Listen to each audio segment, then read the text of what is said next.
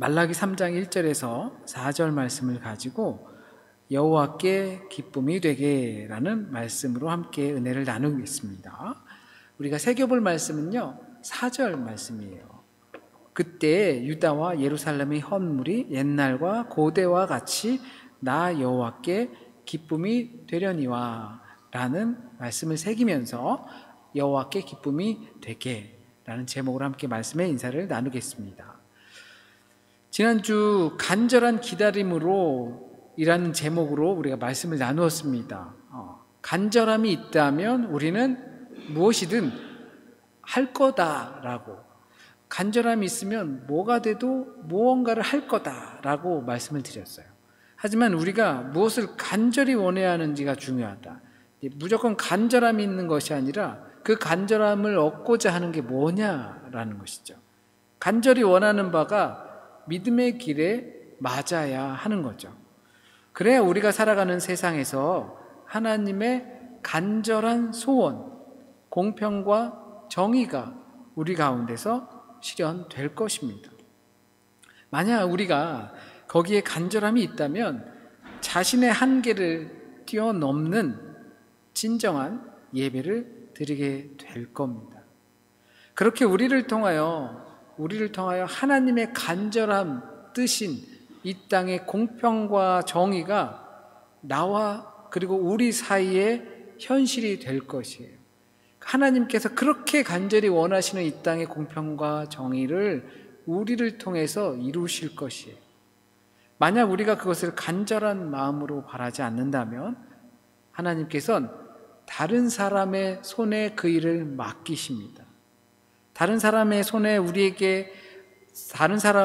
손에 넘겨서 우리에게 아픔과 슬픔이 생길지라도 그것을 꼭 이루실 것입니다.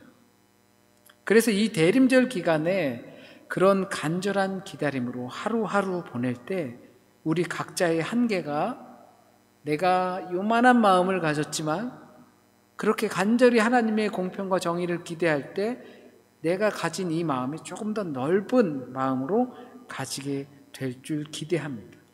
그래서 우리 안에 하나님의 공평과 정의가 실현되기를 소원합니다. 오늘 본문은요 말라기입니다. 말라기는 구약 성경의 마지막이에요. 마지막 선지자예요. 이 선지자가 활동하던 시대는, 지난 예레미야 시대는 예레미야가 우리는 포로로 잡혀갈 거야, 그렇기 때문에 너희들이 돌이켜도 이제 늦었어, 하나님의 뜻은 바꾸실 마음이 없어, 포로로 잡혀갈 거야, 그래서 이런 매국노 하면서 막 예레미야는 막 맞고 감옥에 갇히고 막 죽을 위기를 넘겼어요. 하지만 이 말라기는 이제 포로로 잡혀갔다가 돌아온 상태예요. 이스라엘은 포로가 되었고 이제 페르시아 시대가 거쳐서 고레스 임금이 이제 너희들은 너희 고향 땅으로 가서 너희들 하나님을 섬겨라 라고 해서 고향으로 돌아온 지 약 100여 년이 지난 시점이에요. 그 사이 많은 일이 있었어요. 페르시아에 포로로 있던 사람들은 말은 포로니까 얼마나 힘들었을까라고 생각할 수가 있지만 그들은 이미 제사장 또는 학자들, 지위가 있는 사람들을 페르시아로 끌고 갔거든요. 그래서 이 페르시아의 넓은 세상과 큰 문화를 좀 보고 배워라, 우리가 얼마나 잘 사는지 해서 데려가고 쓰려고 데려갔죠. 근데 이 땅 이스라엘에 남아있던 사람들은 비리비리한 사람들만 남아 있었어요. 그래서 나름 괜찮은 신분으로 포로 시기를 보내던 사람들은 그 안락한 삶, 한 70년 포로 생활 그곳에서 하다 보니까 이제 2세도 생기고 3세도 생기고 그러면서 얼마나 안정됐겠어요. 하지만 그들은 그 안정감을 포기하고 고향 땅으로 자기 하나님을 섬기기 위해 오게 되었습니다. 큰 결정을 한 거죠. 이 바보 같은 사람들만 남아있던 이 땅에, 이스라엘 땅에 첫 번째, 두 번째, 세 번째 사람들이 돌아오면서 돌아온 사람들은 폐허가 된 자신들의 나라를 다시 세우고 하나님의 법을, 질서를 다시 세우고 성전을 지어가면서 정말 많은 고생을 했습니다. 때로는 이 일들이 너무 지쳐서 힘들 때 학개나 스가랴 선지자 같은 사람들이 힘을 내라, 그 격려하고 성전을 지어야 한다라는 강력한 메시지를 듣기도 했습니다. 사람들을 모아놓고 하나님의 말씀을 수문 광장에서 선포하면서 감동적인 순간도 가졌습니다. 아픔과 슬픔을 견디며 하나님께서 이 이스라엘을 담금질하시고 이스라엘이 다시 이제 정신을 차린 듯 보였지만 오늘 말씀을 보면 그리 시간이 오래되지 않아 다시금 이들은 부패했고, 그래서 사람들은 가난에 쪄들었고 하나님을 따르는 정의는 온데간데 없이 사라진 것처럼 보입니다. 기나긴 포로 생활을 하면서 그 포로 생활을 통해서 내가 어쩌면 하나님을 온전히 섬길 수 있다면 내가 기꺼이 하리라 라고 하는 마음들을 가졌겠지만 그곳에서 생활하고 하면서 그 마음들도 어느새 시들었던 거죠. 단순하게 생각하면 벌을 받았는데 또 같은 범죄를 저지른 거예요. 큰 틀 안에서 보면 그렇습니다. 하나님 말씀대로 살지 않아서 가난한 사람들이 생겼고 부패함이 생겼어요. 우리도 이와 같은 경험들을 끊임없이 신앙생활을 하면서 합니다.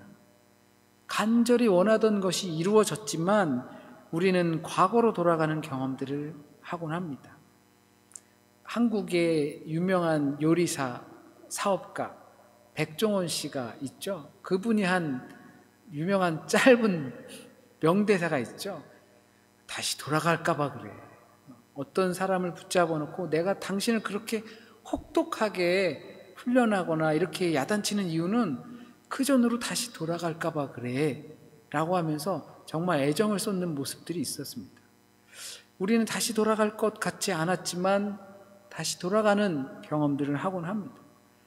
당연히 처음엔 안 그랬지만 시간이 지나면서 하나님을 점점 멀리하게 되고 믿음은 약해지고 그 틈으로 욕심이 들어오면서 생깁니다. 이러한 일들이 일어나는 것은 우리 가운데 하나님에 대한 불신입니다. 말라기 1장 2장에서는 그 사람들이 하나님께 던지는 질문들이 있어요. 하나님 도대체 어디 계십니까? 약속은 정말 성취되는 겁니까? 왜 아직도 저 이방 악인들이 잘 되고 있습니까? 우리 팔자는 언제 핍니까? 언제까지 이렇게 힘들어야 합니까? 이런 질문들을 하고 있습니다. 바로 불신에서 온 질문이죠. 내가 힘든 걸 견디지 못하는 거예요. 시간이 지나면서 점점 하나님에 대한 믿음이 생기는 것이 아니라 불신이 쌓였어요. 불신이 쌓이는 데는 이유가 있지 않을까요? 우리 인간 관계에서도 그렇습니다. 불신이 쌓이는 데는 다 이유가 있죠. 신뢰 관계가 깨져버리는 거예요. 더 이상 그 상대의 말이 그 약속을 믿기가 어려워지죠. 신뢰 관계가 온다고 해놓고서 안 오고, 해준다고 해놓고 안 해주고, 간다고 해놓고서 안 가고, 이런 것들이 관계가 계속 신뢰가 깨지면 그 상대의 말을 믿기가 어렵죠. 콩으로 메주를 쓴다고 해도 믿지 않는다라는 말이 왜 나왔겠어요? 더 이상 그 사람을 신뢰할 수 없다라는 거죠. 그런데 이 불신의 대상이 이들은 하나님으로 알고 있어요. 내가 하나님을 믿지 않는 이런 불신의 마음을 갖는 것은 하나님께서 약속을 지키지 않으셨잖아요 라는 거죠. 하지만 4절 말씀에 보면 그때 유다와 예루살렘의 헌물이 옛날과 고대와 같이 나 여호와께 기쁨이 되려니와. 인간들이 생각했던 약속이 이루어지지 않았던 것은 드리는 제물에 문제가 있었다라는 것을 유추할 수가 있어요. 그래서 하나님께서 메신저를 보내셔서 레위 자손을 내가 깨끗하게 하겠다 약속하십니다. 곧 예배를 바르게 드리도록 하겠다라는 거죠. 지난주에도 말씀을 드렸지만 예배를 아무리 많이 드려도 하나님께서 받으시지 않으면 그냥 자기 만족으로 끝나는 거예요. 그 초점이 우리들 서로 간의 관계와 사회와 국가 간의 관계 문제를 예시로 들었다면 오늘은 하나님과 나와의 관계인 거예요. 그 예가 바로 바른 제물을 드리는 것입니다. 하나님께 제물을 드릴 때 먼저 형제들과 화목하여 그 제물을 내려놓고 화목하고 와서 하나님께 드려라 말씀드렸죠. 제물의 상태도 제대로 되어야 돼요. 우리 간의 서로 간의 관계뿐만 아니라 이 드리는 제물의 상태도 바른 것이어야 돼요. 흠이 있는 제물 드리면 안 돼요. 하나님을 욕보이는 것이다 라고 하였습니다. 마치 하나님을 동냥하는 거지 취급해서는 안 된다는 거죠. 만약 우리 예배가 그런 자세로서 예배라고 한다면 이때 당시 이들과 우리는 다를 바 없고 그들과 같은 말을 들어도 싼 거죠. 그래서 하나님은 레위 지파를 깨끗하게 하겠다 하셨습니다. 레위 지파는 성전 그리고 예배를 관장하는 족속, 사람들, 그룹이라고 할 수 있죠. 이 임무를 위해서 이들은 토지를 분배받지 않았어요. 여호수아와 함께 가나안 땅에 딱 들어왔을 때 다 토지를 분배할 때 그들은 토지를 분배받지 않았어요. 그때 당시엔 토지만이 생산 수단이에요. 토지가 있어야 거기서 경작을 해서 먹고 살 수가 있는데 레위 지파는 전혀 받지 않았어요. 그래서 제물을 제대로 드리지 않는다면 레위 지파 사람들은 생계 자체가 어려워지는 거죠. 지금도 그렇지만 생계가 어려워지면 다른 마음을 품게 되어 있어요. 다른 사람들의 것이 탐이 나기도 해요. 그리고 좀 세금도 좀 어떻게 좀 땡가 먹을까라는 마음이 생겨요. 하나님께 온전히 드리지 못하고 자신의 배를 채웠을 겁니다. 사람들이 하나님께 드리는 것을 흠 있는 것을 드렸어요. 왜 그랬을까요? 아까워서 그랬겠죠. 왜? 그것은 하나님이 없다라는 생각이 있었기 때문에 그래요. 하나님 약속도 안 지켜주시고 그래서 뭐 내가 정성스럽게 드려서 뭐해. 그러니까 상처난 양이나 상처난 그 제물들을 하나님께 드리는 거예요.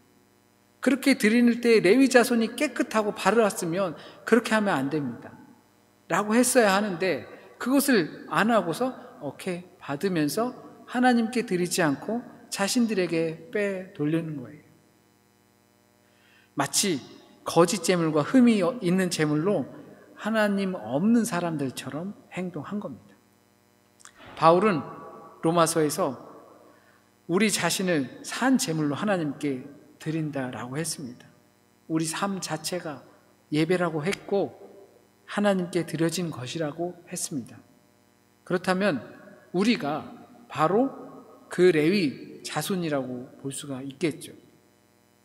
우리가 이 시대를 위한 하나님의 레위 자손이라는 믿음이 있다면 예배 형식이 어떻고 분위기가 어떻고 따지지 않을 겁니다.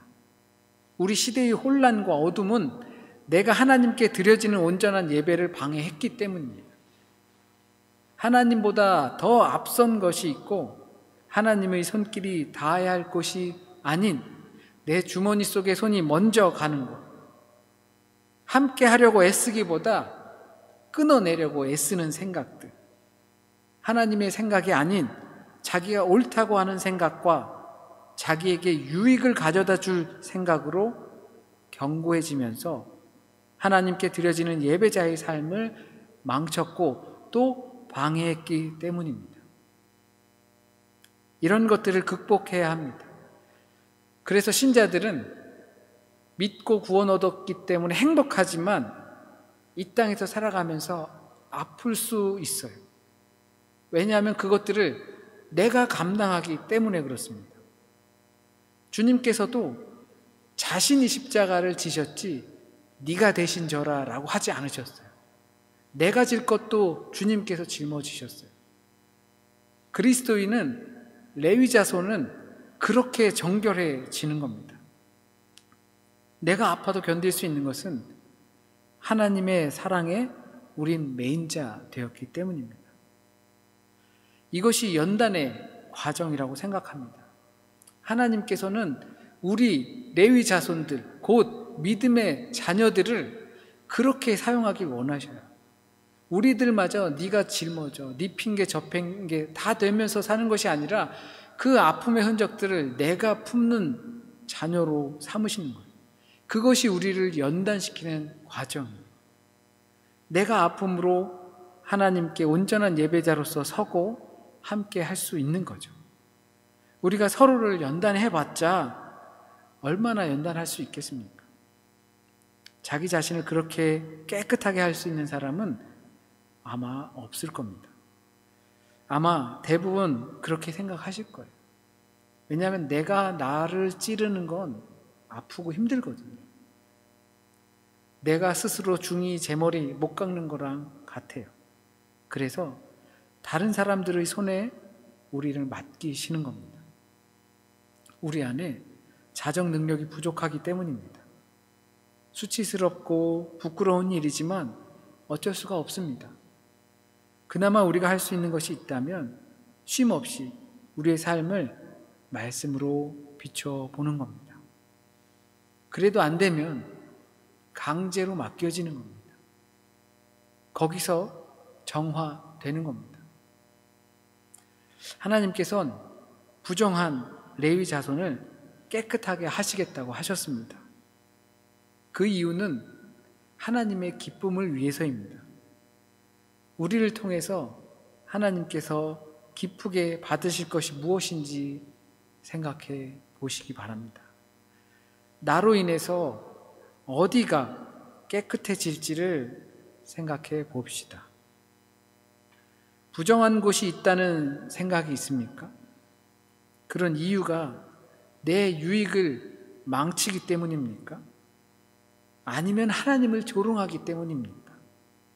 나는 그것을 위해 무엇을 했습니까? 하나님께서는 우리를 통해 기쁨의 예물을 받으시길 원하십니다. 기쁨의 예배 드리기 위해선 레위 자손이 금과 은과 같이 깨끗한 표백제와 같이 정결하게 하나님께서 우리를 만드실 것입니다. 내가 말씀으로 조명하여서 그 삶을 바르게 세우지 못하면 하나님께서는 회초리나 매를 들어서라도 다른 사람의 손에 맡겨서라도 거기에 내가 수치심을 얻는다 하더라도 하나님께서는 우리를 깨끗하게 만드실 겁니다.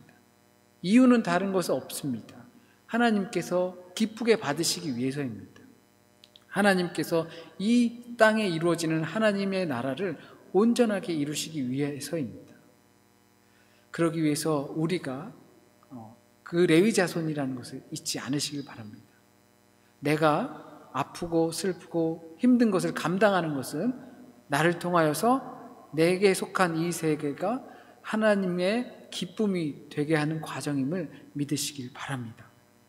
함께 기도드리겠습니다. 우리에게 주신 삶과 생명 속에서 좋은 것만 얻고 싶을 때가 있습니다. 그런데 주님께서 우리를 불러주셔서 이 세상의 어느 것과도 비교할 수 없는 구원의 은혜를 우리에게 주셨습니다. 그 구원의 은혜를 말미암아서 우리가 하나님의 뜻대로 살고자 합니다. 그러다 보면 찔리기도 하고 피도 나고 마음 아프고 가슴 절절한 시기들이 우리에게 찾아옵니다. 이것을 다른 사람 지게 하는 것이 아니라 내가 질 수 있도록 주님 인도하여 주세요. 구원의 기쁨이 내게 있지만 이 땅에서 살아가면서 그 슬픔을 감당할 수 있는 것이 하나님께서 우리를 지극히 사랑하심을 알기 때문입니다. 주여 우리를 정결하게 하여 주옵소서. 그 정결함을 위해 우리가 주님께서 내리는 연단을 피하지 않게 주여 인도하여 주옵소서. 이 시간 주님께서 우리에게 꼭 들어야 할 말씀, 우리가 꼭 마음에 새겨야 할 말씀만 우리의 생각과 머릿속에 마음속에 남게 하여 주셔서 온전히 잘 뿌리내리고 좋은 열매로 맺게 주여 인도하여 주옵소서. 한 주간의 삶도 주님께 맡깁니다. 우리 각자 개인적인 삶도 주님께 맡깁니다. 건강의 문제, 미래의 문제, 학업의 문제, 또한 우리 앞에 놓여 있는 셀 수 없는 허다한 많은 일들을 주님께 맡깁니다. 주님께서 온전하게 가장 선한 길로 인도하여 주실 것을 믿습니다. 하나님, 또한 이 나라가, 이 세계가 정말로 하나님의 뜻으로 바르게 서 있는 자들이 이끌게 도와주옵소서. 하나님의 말씀이 반듯하게 서 있는 나라들이 되게 주여 인도하여 주옵소서. 이 생각 저 생각 혼돈의 생각들, 자기 유익 따지는 것이 아니라 하나님의 선한 길이 무엇인지를 생각하고 결정할 수 있도록 주여 인도하여 주옵소서. 모든 말씀 우리 주님 예수 그리스도의 이름으로 기도드립니다. 아멘.